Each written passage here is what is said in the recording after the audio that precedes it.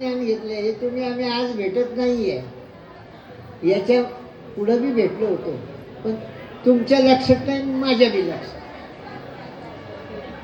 ज्ञानभोजन आणि अन्नभोजन, जसं अन्न शरीराला लागतं तसं मनाला आपल्याला ज्ञानभोजनाची आवश्यकता आहे. बघा, आपला धर्म, आपली प्रथा किती महान आहे. विद्या ही शब्दाची देवी आहे. त्या देवीला आपण काय म्हणतो? सरस्वती. सरस्वती म्हणतो का ते?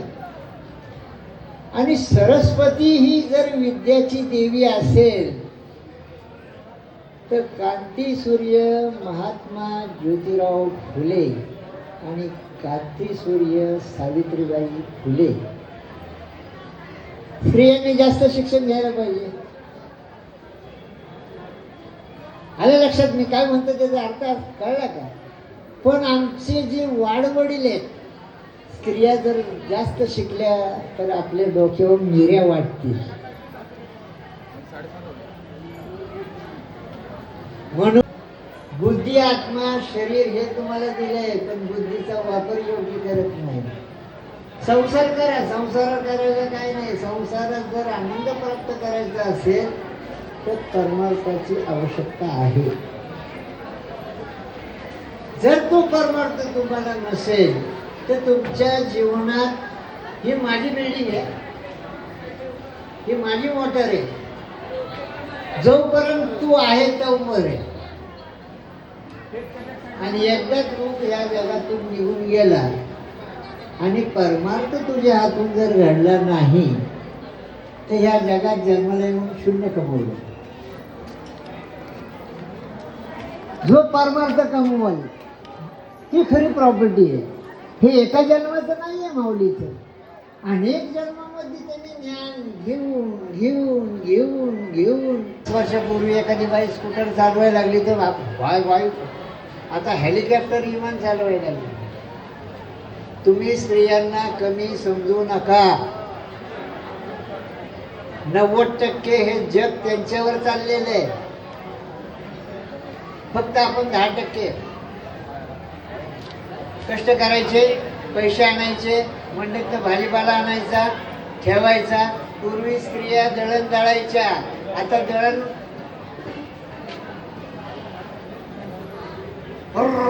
गाडी न्यायची, गिरणीत दळण ठेवायचं, तिकडून एक राऊंड मारून चहा घे, नाश्ता वगैरे करून आलं की पुन्हा यायचं आणि दळण घेऊन जायचं. पहिलं दळण म्हणजे जातं ज्याच्या घरात आहे आणि जो जात्यावर काही तर काही रोज थोडंफार दळत असेल, जरी काही नसलं दळायचं. तुमच्या घरात आहे का नाही? कोणाच्या घरात आहे? जरी तुम्हाला धान्य दळायचं नसेल तरी रिकामी जातं फिरवा. तुमच्यात वेगळ्या प्रकारची शक्ती निर्माण होईल. जात्यावरच्या वाव्या आणि तुमचं शरीर, तुमचं आरोग्य अगदी व्यवस्थित आनंदी राहील. सरळ बी फिरवायच्या आणि उलट्या बी फिरवायच्या.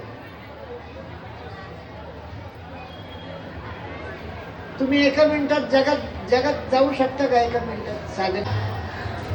हे मासे इकडे जाऊ का तिकडे जाऊ, तिकडे जाऊ का तिकडे जाऊ, पण याचा चालवणारा मालक कोण आहे? तुम्ही आता एवढी लांब वारी करता पंढरपुरापर्यंत, तुम्ही किती पायाने चालता हो? सगळ्यांनी सांगा, बोट वर करा. किती? नाही, माझं मत आहे एकाच पायाने चालतं.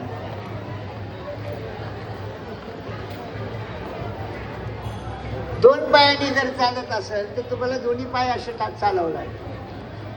ज्ञानबा तुकाराम, ज्ञानबा पुढे गेली की तुकाराम वर, तुकाराम पुन्हा जमिनीवर गेली की ज्ञानबा वर.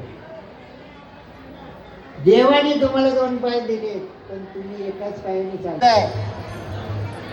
लहान आपल्या मुलाला, आपल्या मुलीला हवं असेल ते माता पिता सगळं काही त्याला देतात, पण तेच पुत्र कन्या, आधी काही तुकाराम महाराजांनी सांगितलं, आपण म्हणजे कन्या हा शब्द वापरतो.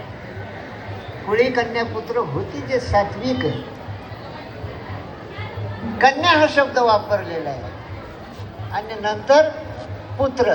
आता पूर्वी तुम्ही हे सगळे जन्माला आलेले आहेत, त्यांच्या त्यांच्या मामाच्या घरी माहेरी जे पाठवलं, बघा कन्यारत्न झालं, पुत्ररत्न झाला, हा रत्न शब्द निघून जायला लागला.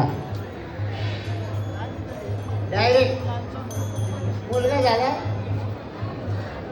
रत्न गेलं, फक्त मुलगा झाला. मग त्याच्यात रत्नाचे गुण कधी आहे? बातमीवाल्याचं बटन दाबता, प्रवचन बघायचं असेल तर प्रवचनवाल्याचं बटन दाबता, एखादं सायराट पिक्चर बघायचं असेल तर सायराट पिक्चरचं बटन दाबता. तसं तो सायराट सारखा आपल्या पाठीमागे लागलेला आहे. कोण कसं वागतंय. सायराट या शब्दाचा अर्थ असा आहे की विकृतीकडे जाण्यापेक्षा प्रकृतीला नीट करणं आणि त्याचा आनंद घेणं हा फार महत्वाचा आहे. जन्म तुम्हाला आईवडिलांनी दिला, बाप खांद्यावर पोराला बसून ज्ञानोबा तुकोबाची पालखी दाखवतो. पोरांनी तरुण झाल्यानंतर बापाला खांद्यावर बसून त्यांनी ज्ञानोबा तुकोबाची पालखी दाखवायला पाहिजे. तो खरं सुपुत्र खांद्यावर बसवलं म्हणजे सांभाळल्यासारखं झालं.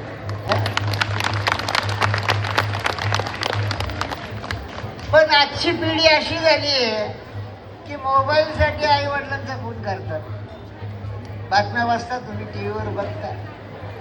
हे अज्ञानपण जाण्याकरता ज्ञानेश्वर.